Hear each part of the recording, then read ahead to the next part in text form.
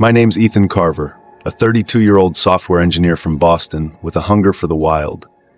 The White Mountains of New Hampshire have always been my sanctuary, jagged peaks, endless forests, and trails that test your grit. I've hiked dozens of them, from the knife-edge ridges of Katahdin to the misty valleys of Vermont. There's something about being alone out there, just you and the earth, that makes the noise of city life fade away. Last October, with the leaves exploding in shades of crimson and amber, I decided to spend a long weekend in the Whites. That's when I stumbled across a forum post about the Hollow Trail. It was late at night, and I was scrolling through a hiking subreddit, sipping a beer and planning my route.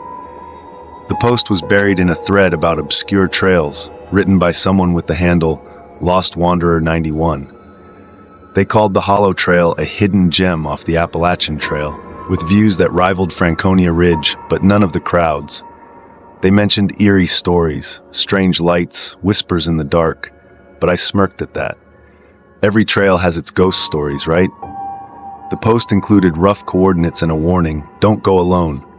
I jotted down the numbers, but when I refreshed the page to double check, the post was gone. Vanished, like it had never been there. I chalked it up to a glitch and went to bed, the coordinates burning in my mind. Friday morning, I loaded my Subaru with my gear, a lightweight tent, sleeping bag, Jetboil stove, headlamp, a Leatherman multi-tool, and a satellite phone my mom insisted I carry after a scare on Mount Washington a few years back. The drive to New Hampshire was peaceful, the highways giving way to winding roads flanked by fiery foliage. I reached the gravel pullout near the trailhead by noon, my heart thrumming with anticipation.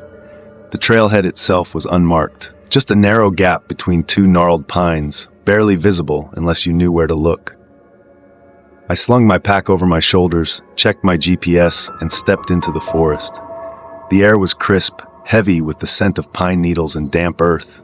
The trail was faint, overgrown with ferns and moss, but I could make out a path, faint impressions in the dirt, the occasional broken twig. Blaze marks, crude scratches in the bark of trees, guided me deeper. The forest was alive at first. Squirrels chattered. A woodpecker hammered somewhere above. I felt that familiar rush, the sense of being part of something vast and untamed. My boots crunched through a carpet of leaves, and I grinned, already imagining the stories I'd tell my buddies back home. By early afternoon, I'd climbed a steep ridge, my quads burning from the ascent. I dropped my pack and sat on a lichen-covered boulder to eat a granola bar, the view stealing my breath. The White Mountains stretched out like a painting, peaks rolling into the distance under a sky so blue it hurt. But as I sat there, a chill crept over me. The forest had gone quiet. No birds, no rustling leaves, not even the hum of insects. It was like someone had flipped a switch. I scanned the trees, half expecting to see a bear or a moose, but there was nothing. Just stillness. I shook it off, blaming the altitude, and kept moving. The trail descended into a narrow valley, where the pines grew denser, their branches weaving a canopy that choked out the sun. The temperature dropped, and a faint mist curled around the trunks, swirling like smoke. My breath puffed in front of me, and I zipped up my jacket, unease prickling my skin. The blaze marks were harder to spot now, some so faded I had to squint to make them out. I checked my GPS, but the signal was weak, the screen flickering. "Come on," I muttered, tapping it. The coordinates still pointed forward, so I pressed on, the trail growing narrower, the underbrush clawing at my legs. By late afternoon, the light was fading, the sky bruised with purple. I found a small clearing, just big, enough for my tent, and decided to camp. I worked quickly, driving stakes into the soft earth, my hands stiff from the cold. I gathered fallen branches and built a fire, the flames a small comfort against the gathering dark. I boiled water for a freeze-dried chili mac, but as I ate, I couldn't shake the feeling of being watched. The forest was too quiet, the silence so thick it felt like a presence.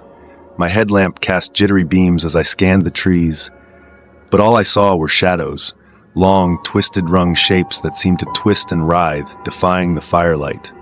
Around 9 p.m. it started, a low hum like the drone of a distant generator, but it seemed to rise from the ground itself. I froze, my spoon halfway to my mouth. The sound grew louder, vibrating in my chest, a deep, unnatural pulse. I stood, my heart pounding, and grabbed my headlamp. The beam cut through the mist, but there was nothing. just trees and darkness. The hum stopped as suddenly as it began, leaving my ears ringing. I sat back down, my hands trembling. "You're tired," I told myself. "It's just your imagination." But the chili mac tasted like ash now, and I barely finished it. I doused the fire and crawled into my tent, zipping it tight. Sleep wouldn't come. Every snap of a twig, every rustle of leaves sent my pulse racing. I clutched my Leatherman, the blade flipped out, though I knew it was useless against whatever was out there. Around midnight, I jolted awake, my breath caught in my throat, footsteps, slow, deliberate, circling the tent. Crunch, crunch, crunch. They were heavy, not like an animal's. I fumbled for my headlamp, my fingers clumsy, and clicked it on. The light shook in my hand as I pointed it at the tent walls. Nothing. "Who's there?" I shouted, my voice thin and brittle. The steps stopped, then came a sound, a whispered laugh, low and guttural, echoing from every direction. It wasn't human. My blood turned to ice. I sat there, knife in one hand, headlamp in the other, until the first gray light of dawn seeped through the tent. Morning brought no comfort. The mist had thickened, a gray shroud that swallowed the valley. I packed in a frenzy, stuffing gear into my pack with shaking hands. I needed to get out. But when I started back, the trail was different. The split boulder I'd passed yesterday, the fallen log with its tangle of roots, gone. The blaze marks had vanished like they'd been scraped away. My GPS was useless, the screen flashing random coordinates that placed me miles from where I should have been. Panic clawed at my chest. I hiked faster, my breath ragged, aiming for the ridge. But after hours of climbing, I stumbled into the same clearing. My tent was there, unzipped, flapping in the breeze. I know I packed it. I know I did. My mind started to fray. I was low on water, my throat dry as sandpaper. The forest felt alive, malicious. Shadows flickered at the edge of my vision, quick, darting shapes that vanished when I turned. The hum returned, louder, a bone-deep thrum that made my teeth ache. I tried to radio for help, but the satellite phone was dead, its battery drained overnight.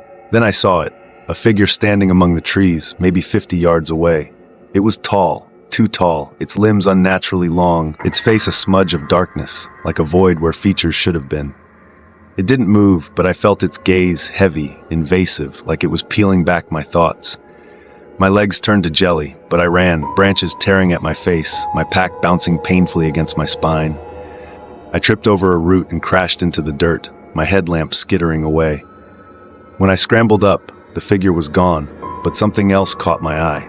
A stone slab, half buried in the earth, covered in carved symbols. They glowed faintly, a sickly green, and seemed to writhe, pulsing like a heartbeat. Looking at them hurt, like staring into a migraine. My stomach churned, and I stumbled back, my mind screaming to get away. I ran blindly, crashing through underbrush, thorns ripping my pants. Hours blurred together, my legs burned, my lungs screamed, but I kept moving, driven by raw terror. Finally, I fell into a stream, the icy water shocking my system. I gasped, my hands sinking into the muddy bank. The figure hadn't followed, or maybe it had, and I couldn't see it. I didn't care. I followed the stream, its gurgle the only sound in the endless fog. My boots sank into the silt, my body trembling from cold and exhaustion. I don't know how long I walked, hours, maybe days. Time felt broken. Then through the mist, I saw a dirt road, a logging road. I collapsed onto it, my knees buckling, and sobbed like a kid.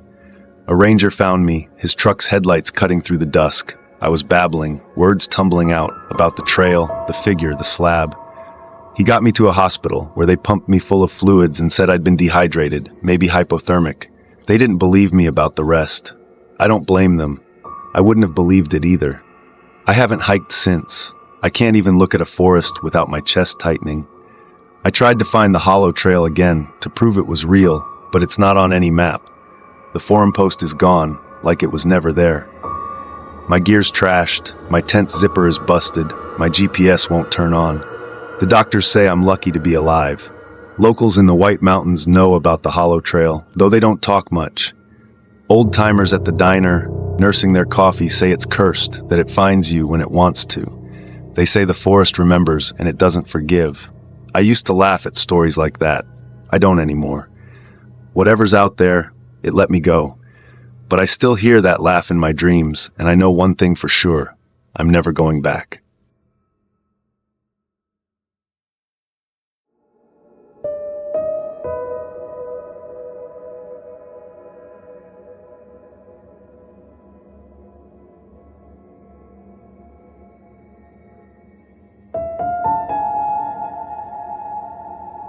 I'm Emily Harper, a 29-year-old freelance photographer from Seattle. Last November, my boyfriend Lucas Reed, a 32-year-old software engineer, and I decided to ditch the city for a week in our 1989 Volkswagen Westfalia camper van, which we'd nicknamed Westy. We'd spent months restoring it. Pop-top roof, propane heater, snow tires, the works.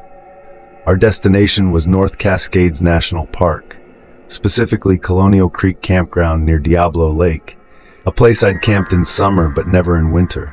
Its turquoise waters and snow-draped peaks were perfect for my photography portfolio. Lucas, less outdoorsy but game for adventure, just wanted a break from his screen. We picked late November 2024, before the heaviest snows, craving solitude. I packed with care: insulated sleeping bags, a first aid kit, a satellite phone for emergencies, cell service is non-existent out there, a portable shovel, extra fuel canisters, and 10 days worth of food, dehydrated meals and canned goods. My Nikon D850 and tripod took up half the van's storage. My dad, ever paranoid, insisted we bring his .38 revolver for wildlife. I locked it in a box under the driver's seat, hoping I'd never touch it. The forecast predicted light snow, lows in the 20s. Colonial Creek was open year-round, though unmaintained in winter. We'd park at the South Loop near the lake and use it as a base for hikes. I dreamed of sunrise shots over Diablo Lake. I had no idea what we were walking into. On November 22nd, we left Seattle at dawn, taking Interstate 5 east, then State Road 20 into the North Cascades. The road twisted through forests of fir and cedar, the air sharpening as we climbed. Around noon, we stopped in Marblemount, a tiny town 30 miles from the campground, at the Cascadian farm stand. Sipping hot cider, I checked our supplies while Lucas chatted with the cashier, an older woman with deep lines in her face. "Storm's coming," she said, eyeing Westy. "Heavier than they're saying? Got chains?" I nodded, thinking of the tire chains in the back. Her warning stuck with me, but the weather service only mentioned flurries. I brushed it off. By 2 p.m., we rolled into Colonial Creek Campground, past the Diablo Lake overlook. The South Loop was empty, the ranger station boarded up. Snow crunched under Westy's tires, about 2 inches deep, as I parked at Site 12, 50 yards from the lake. Through the trees, Diablo Lake glowed an unreal turquoise, framed by hemlocks heavy with powder. "This is it," I said, snapping a quick shot. Lucas grinned, unloading our chairs like a kid on vacation. We set up fast. I tied a tarp over the pop-top to deflect snow, while Lucas dug a fire pit and gathered branches. The propane heater warmed Westy to a cozy 65 degrees Fahrenheit. As dusk fell, we cooked chili on the camp stove, the smell mingling with pine. The silence was thick, broken only by a branch cracking under snow. No other campers, no tire tracks, just us. We crawled into our sleeping bags by 9 p.m., curtains drawn. Outside, it dipped to 18 degrees Fahrenheit and light snow fell. I felt like we'd found paradise. I woke at 5:30 a.m., itching to shoot the sunrise. Leaving Lucas snoring, I slipped on my parka and boots, grabbed my camera and stepped into the cold. My breath puffed in the pre-dawn dark, the snow now 4 inches deep. The sky was clear, stars fading as the horizon glowed pink. I trudged to the lake, boots sinking, tripod over my shoulder. At the shore I set up, framing Pyramid Peak against the water. The silence pressed against me, alive in its vastness. Then I heard it, a faint, rhythmic crunch like footsteps in the snow, coming from the trees to my left, maybe 100 yards toward the North Loop. My heart kicked up. I squinted into the shadows, seeing nothing. "Just a deer," I whispered, but my pulse didn't buy it. The crunching stopped, then a sharp snap, like a branch breaking. I held my breath, waiting, nothing. My hands shook as I packed my gear and hurried back to Westy, glancing behind me every step. The lake's beauty felt tainted now, like it was hiding something. Lucas was up, brewing coffee. "Get good shots?" he asked, oblivious. I forced a smile, describing the colors, but kept the sounds to myself.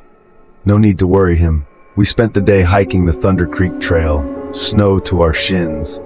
I shot icicles on cliffs. Lucas lobbed snowballs, laughing when one hit my hood. His playfulness calmed me, and by afternoon, I'd almost forgotten the morning. That night, the snow returned, thick flakes hissing against the tarp. We ate inside, playing cards by lantern light. Around 10 p.m., Lucas froze. "Hear that?" he whispered. I strained my ears, a faint clank, metallic like a tool hitting something, from the north loop. My stomach twisted. "A ranger?" Lucas said, but we both knew the campground was unmanned. I grabbed the flashlight, hands trembling, and cracked the door. The beam caught only snow and trees. The clank didn't come again. "Wind," I said, locking the door. We barely slept, the revolver's lockbox a grim comfort under the seat. Morning brought a relentless storm. Snow piled up to 10 inches, half burying Westy's tires. The tarp sagged under a foot of powder. The weather radio crackled. Winter storm warning, 18 to 24 inches by evening, winds to 40 miles per hour. State Route 20 was closed at Ross Lake, 20 miles east. We were stuck. "We've got supplies," I said, trying to sound sure. Lucas nodded, but his eyes flicked to the windows where snow blocked the view. We stayed inside, the heater struggling against cold seeping through Westy's seals. I tried editing photos, but my laptop died, the solar charger useless in the storm's gray. Lucas read a paperback but kept looking outside. The wind howled, shaking the van. Snowdrifts climbed the windows. By 4 p.m., it was a whiteout, the world gone. At 6:30 p.m., as we heated soup, 3 slow knocks hit the side door, deliberate, heavy. My spoon hit the floor. Lucas grabbed the flashlight, his face drained. "Who's out there?" he yelled. No answer, just wind. My hands shook as I unlocked the revolver's box, the gun cold in my grip. I nodded at Lucas. He yanked the door open, flashlight sweeping. Nothing but snow and the tarp's flapping edge. No footprints. "A branch," Lucas said, but those knocks were human.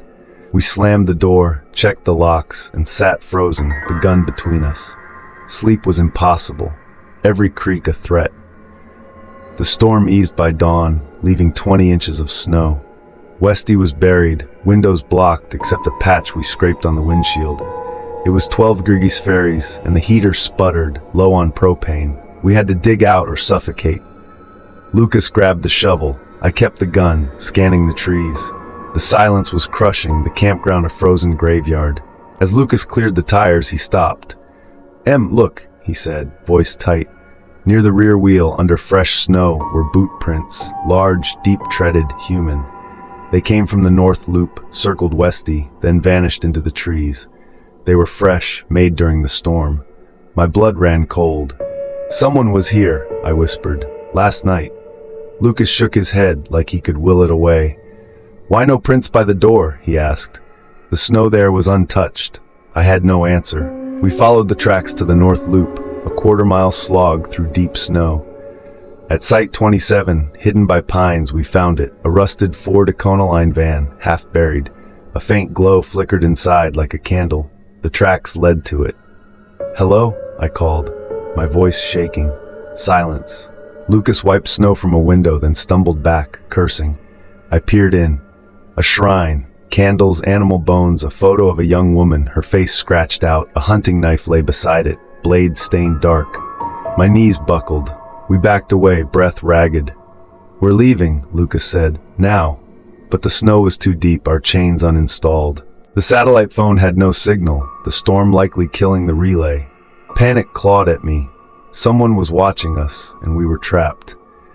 We spent the day fortifying Westy, piling snow around it to hide and insulate.